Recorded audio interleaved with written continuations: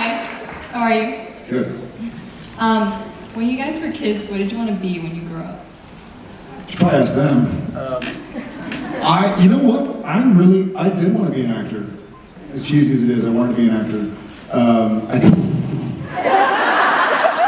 It was because of like the Home Improvement. I wanted to be on Home Improvement. You wanted to be Jonathan David Thomas.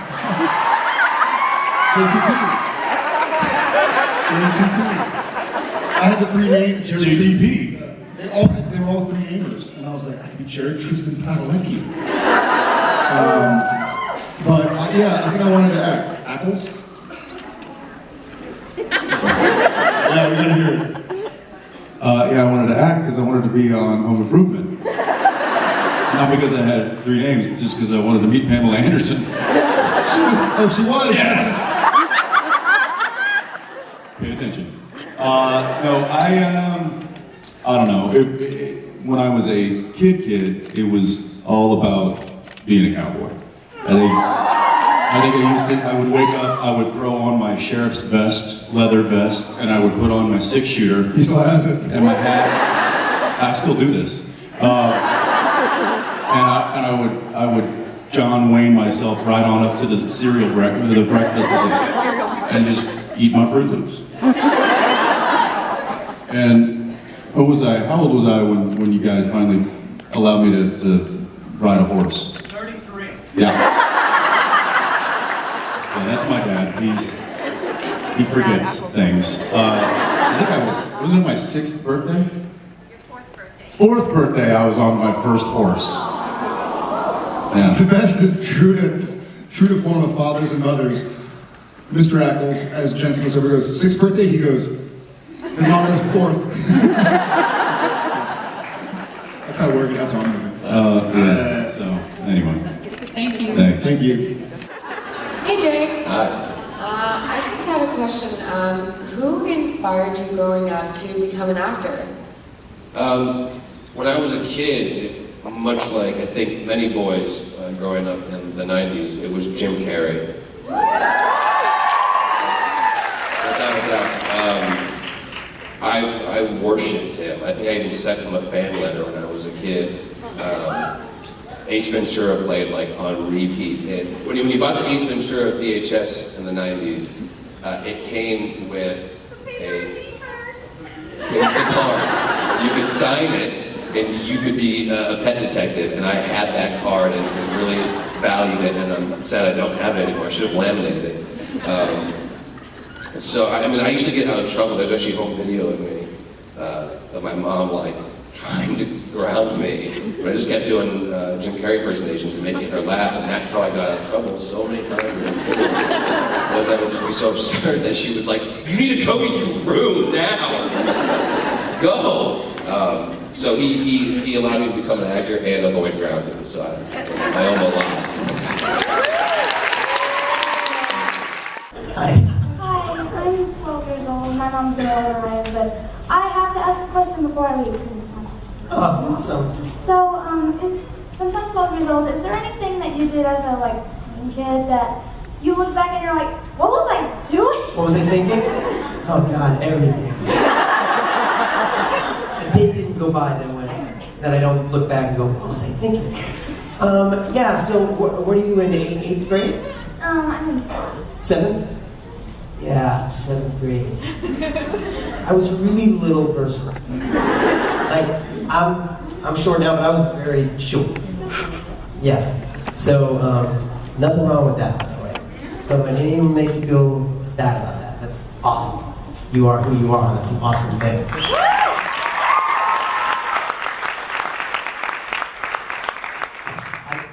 I mean, yeah. Anyway, more on that later. But what did I do that I feel crazy? Oh, I remember. One time I decided I was going to play football. I was going to join a football team. See, I wanted to be like a big guy. And so there's this thing called Mighty Mites. It's like Little League for football. So I was going to join Mighty Mites. So I went running, and I did push-ups, and I did sit-ups, and then I drank a really tall glass of milk. And I was like, healthy. And then I threw up. More than I could do. Well, it was a short run. I think you did a couple of push-ups. But Our world record is 2. with that, your world record is 2? 2's a lot. Record's meant to be broken. My brother likes to tell a story. My brother's 6'4". He's like Jared's height. And so, welcome to my life. And my brother likes to tell a story about how him and another neighborhood friend who was just as tall as him, who wound up being 7 feet tall, this guy Jimmy Horn, and then his sister Anne, who was tall for her age. Anyway, Jimmy and my brother started throwing these cranberries at cars that were driving by, right? And I'm in the back. It's taking this. I'm just with them, right?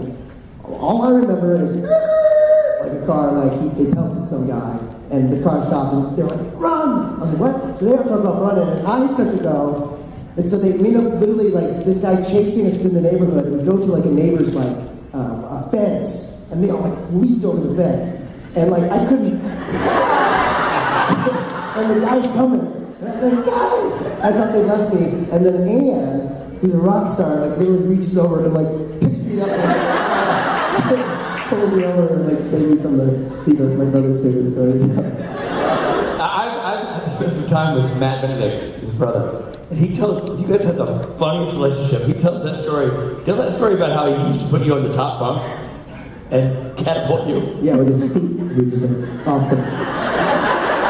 And he would set out like a blanket for me to land on, but in his mind, his goal was to get me beyond the blanket. And he always did. And I always got back up and to do it again. Again, my glutton for punishment. That's what friends with you. Oh, that's funny stuff. Yeah. Good bit. Richard, weird stuff. Weird crap. Whenever my mom would make the bed really tightly, I would crawl into it without messing up the sheets and lay down with my arms outside the sheets and pretend like I was a ballpoint pen in a man's shirt pocket. And I would have conversations with the other items on the desk. And this is true. The tape dispenser and I would chat. I would talk to the liquid paper, back then it was a thing. The typewriter. I would just sit there. And in my mind I was traveling around. I'm like, oh, we're up, we're going. We're going. Some businessman's pocket. I could just see Rich laying in the bed. Oh, Mr. Man that I'm in your pocket, don't spill your coffee on me. I was just very confident. Day in the life of a pen. Man's pocket. Nothing weird about that. I don't know why I told the story. It's not good. That's Rich. It makes perfect sense. Rich's autobiography. It's like 3 chapters on the pen. Band of Brothers gets a half a chapter, and that gets It's all with the pen. Yo. I did have this thing that was like an imaginary enemy, really. I didn't have, Of course. You broke your leg. I didn't have an imaginary friend. He was this guy, so at a certain point in my life, something happened in my life where I had to stay with my grandparents for a while. And in my grandfather's room, there was this window that was like high, right? Like, so it started like this high, it was like 2 foot tall, and I would go in there to take naps. Does everybody know what Arby's restaurant is? Yeah, America's roast beef, yes sir. Yeah, roast beef and cheddar is what dreams are made out of. So the hat that is the Arby's sign, you know? My imaginary enemy would wear that hat, and I would always feel this anxiety coming after me when I was taking a nap. And in my nap, I don't know if I was awake or not, because I just don't know. And then like I would see the tip of that hat walk by the top of the window, and I would just wake up sweating, and I would run to my grandma. It's a nightmare. And she would give me a matzo ball, make me feel better. And then the matzo ball look at you and go like, hey man, don't worry about the Arby's guy. And I like look in the matzo ball soup, and there's the Arby's guy. You'll never get away from me. So, yeah, hey, matzo balls. So now, as an adult looking back, would you have like an ideal, to answer an original question, like someone that you would be your imaginary friend? Yeah, my imaginary friend would be a man made of marshmallows. He would have a unicorn horn and a mermaid tail, and every time he opened his mouth, he would projectile vomit smoked, grilled chicken wings. Not fried and battered, guys. Not fried and battered. Smoked and grilled, because he's a healthy imaginary friend. Think about that. You can picture it. You're picturing it. Oh yeah, for sure. I see you looking at the floor. It's the marshmallow. Yeah. He's got a unicorn, and he swims and he walks like this because he's got a mermaid tail. And he's like, he talks like, let's see, his voice is like, it's really high pitched. He's like, hey, man! And then after he goes, hey, man! He opens his mouth really wide and he goes, Barr! And I'm just like, here, Rob, take some. And then I go, hey, Rob, how great is my imaginary friend? We ate all these chicken wings, we don't even feel bad because they weren't fried and battered. It's the best. It's the best imaginary friend ever. Can I have yours? We can share him. Okay, I want to share him, and I just have an assignment for him. I want him to just look up at me and be like, "You're so tall." Yeah, he will.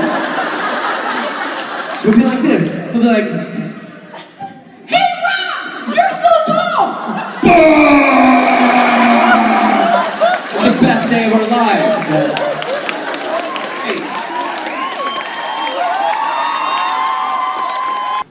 Hi guys, my name is Devin. I was wondering if you guys had any imaginary friends when you were younger, and if so, what were they like? Oh. I don't think I did. I had stuffed animals that I was and okay, I'm 47 years old. I still have Hercules. Yeah. He's a horse. He's all loved off except for his eyeballs. But yeah, and I was very diligent with them. Like I had to arrange them, and like if I had a treat or snuck a treat, they all got little tastes, and they came with me everywhere. And when I went to sleepovers, somebody came with me, and that didn't go over well once I was in high school. Which should tell you a lot about the kind of child I was. Yeah. I've come a long way. Yeah, you're winning. Secretly, like the teddy bears just in our green room. I didn't have imaginary friends, but I did have stuffed animals. I had a stuffed animal that I bought myself. I remember it was $70, and I was like, I'm fucking fancy. Because I was probably 10 or 11 maybe, and I think I had a paper route, and so I paid for it with that, and it was a stuffed elephant named Nikolai, thank you, Nikolai Aloysius Pachydermsky. Brilliant. I was not as creative. I had two things. One was a little koala stuffed animal that I named Koala. That's what my daughter names things. Yeah, I had that one for years. And the other one was it was like a really dried up blanket, and I would suck the corners of it. And like I would just like constantly rotate the corners until it got so gross that I guess my mom threw it away without telling me. I was so sad because I missed sucking those corners. And it had to be like dry and crispy. I still remember the taste. Good! Go suck on a corner. Try it sometime. I don't know why they don't make like a Lay's potato chip flavor blanket. I'll sure you'd be all over. I think I had it till I was like 13. Lovey blanket Lay's. Yes, lovey blanket Lay's. Lovey blanket flavor. Maybe something to do. Okay. Oh, delicious. Thank you. I just want to know what y'all's favorite childhood memory is. Favorite childhood movie? Memory. Oh, childhood memory. God, that's tough. It's more of a feeling than a specific memory.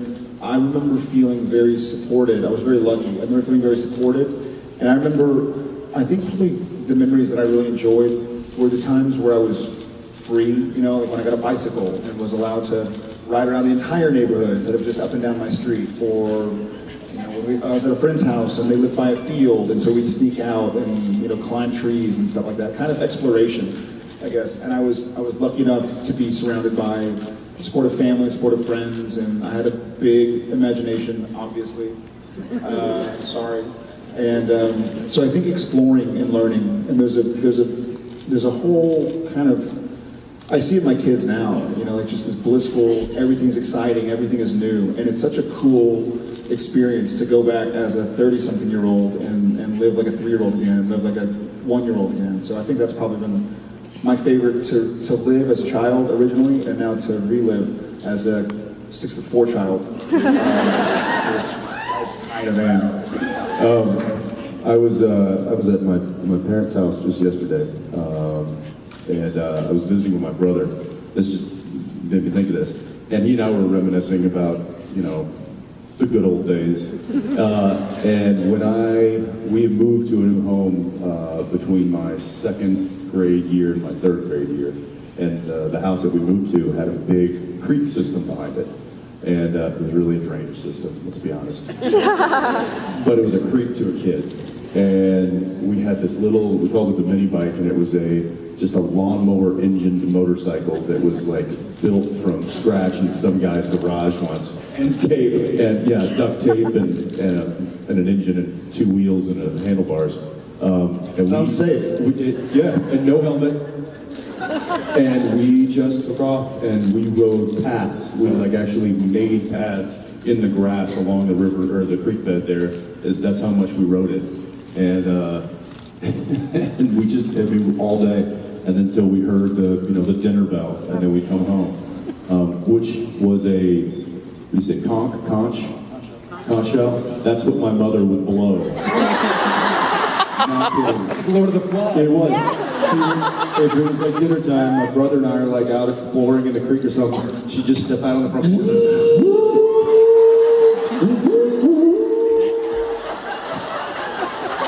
Okay, we gotta go. So there's a lot of really good memories I had growing up in this area. So, it's good to be back. Thank you.